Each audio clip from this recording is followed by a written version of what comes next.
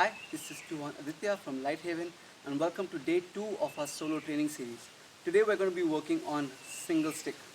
So the first thing we're going to start with is our warm-up. So we're going to take our two sticks, hold them in the middle and then rotate them 100 times. Now I want to make sure that I'm rotating as much as I can to the front and as much as I can to the back, and it's not just this. I want to rotate, I want to stretch all the tendons, I want to stretch my joints all the way up my arm. I want to rotate as much as possible. Now depending on how strong you are, choose the weight of the sticks that you want. Also, as you get more tired, you can bend your arms. You don't have to keep them straight for the whole 100, even though it's better. However, don't bring them in front of you because the sticks bump into each other. So in the middle, rotate 100 times. The next thing we're going to do is, if you guys are familiar with the Dirty Dozen, this is derived from Dirty Dozen number 11. If you're not, we're going to do this from the beginning anyway. The footwork we're doing is your T footwork. So I'm just going to step in front, no weight on the front leg and a sink on the back leg. As my sticks open, my leg is going to go out. I start with my sticks crossed in front of my body. The first set is going to be low, then medium, then high. As I open my sticks, my leg comes out. And again, I'm looking for my stick to go all the way to the bottom, all the way to the bottom, all the way to the bottom, all the way to the bottom, both ways. So again, make sure you're choosing a weight that you are comfortable with so you're not injuring your wrists. One thing people do is they tend to open their chest with this. Don't open your chest. Let this be a wrist, elbow, shoulder motion and not a chest motion. And I want this to be facing down and facing down. It's just slightly different from Dirty Dozen number 11, but still, down, down. And we're going to do 30 of these with the hands down low. After 30 down low, the next one we're going to do is 30 with the hands in front of my chest. Same thing. As the sticks open, my leg comes out. 30 of these. From here, the last one we're going to do is my hands above my head. So my wrists are crossed. As the sticks open, my leg comes out. Now make sure that here I'm looking to be almost parallel to the ground, almost parallel. And the stick faces forward, as much as I can make it. So from here, open,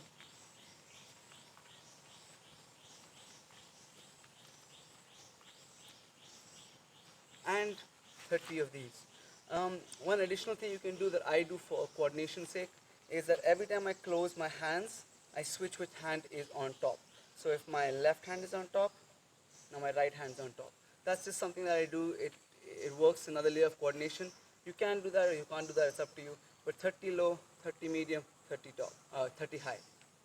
With single stick, the footwork pattern we're going to be using is our diamond footwork. And there's nothing wrong with using your ranging footwork for this. It's just I wanted to alternate between ranging footwork and diamond footwork. So for some weapon systems, we're going to be using ranging footwork as our base, and for some weapon systems, we're going to be using diamond footwork as our base. For single stick, we're going to be using diamond footwork as our base. So whether you have the stick or don't have the stick, if you have the stick, you can hold it like this. You can keep it on your shoulder, that's up to you. We're just going to get some reps in of just the basic diamond footwork. Now there are two ways of doing this. One is I step, and then I step, step, step. Come back. Now to the left side, single step, single step, single step, and a single step. The other way is I'm going to do a double step. 1, 2, 3, 4. 1, 2, 3, 4. Now these are important because the moment that I'm striking, the structure that I'm going to be striking in is going to depend on whether I'm doing a single step or a double step. So alternate between the single step and the double step. Make sure though that you're not going through the center and that you're stepping, this foot comes in both ways. Whether if a single step, I'm going to first come here, then the foot comes in here and goes out. In the double step, both feet move together and then move out. Make sure you're making a diamond shape and you're not stepping to the center. We're going to do, again, two rounds of 3 minutes each. Make sure you're going single step and double step, and you're going starting from the right leg and starting from the left leg. Once we've done those rounds of our basic footwork, we're comfortable with what we're doing. Now we're going to add our stick in there. Again, working on angle 1, angle 2 with diamond footwork. So I'm going to step 1, 2, step 1, 2, step back 1, 2, step back 1, 2. Now from the left side I'm going to start 1, 2, 1, 2, 1, 2, 1, 2. Now double step. The striking is going to be a little bit different on the double step. I'm going to go 1, 2, 1, 2. So on a single step I was doing 2 strikes on every step, and the double step is 1 strike on every step. So angle 1, angle 2, angle 1, angle 2. Making sure that we're starting from the shoulder, bringing it to the shoulder, starting from this shoulder, and that our follow through is nice and big. So the angle 1 and the angle 2. And we're going to do again 2 rounds of 3 minutes each of this.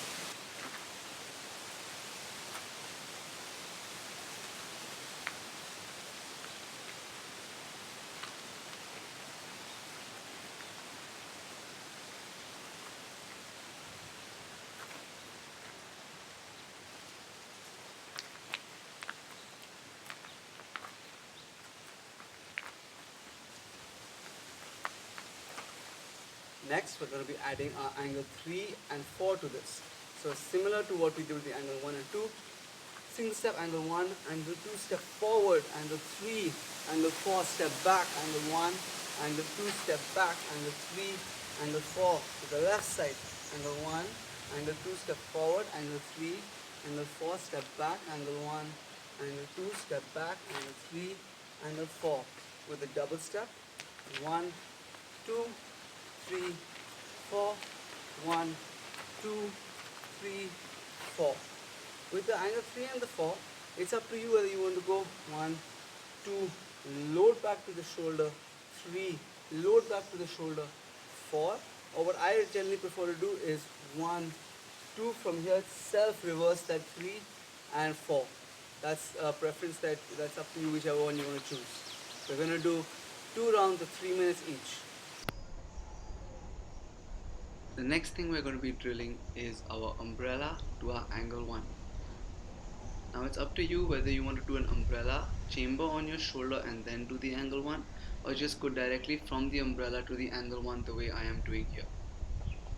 We're also going to be stepping back and stepping back in with the angle 1. Stepping back with the umbrella, stepping in with the angle 1.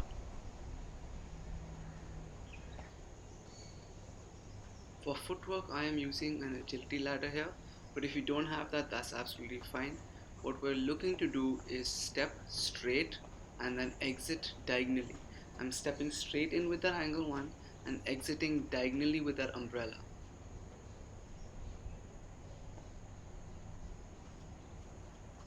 Making sure that we do right hand and left hand. When I'm moving to my left side, my left leg is at the back. When I'm moving to my right side, my right leg is at the back.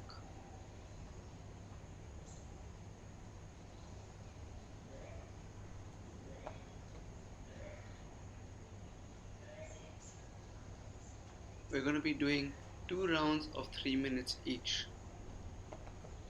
You can be changing hands in the middle of the round the way I am doing here, or you can just be doing 1 round on one hand and then the other round on the other hand.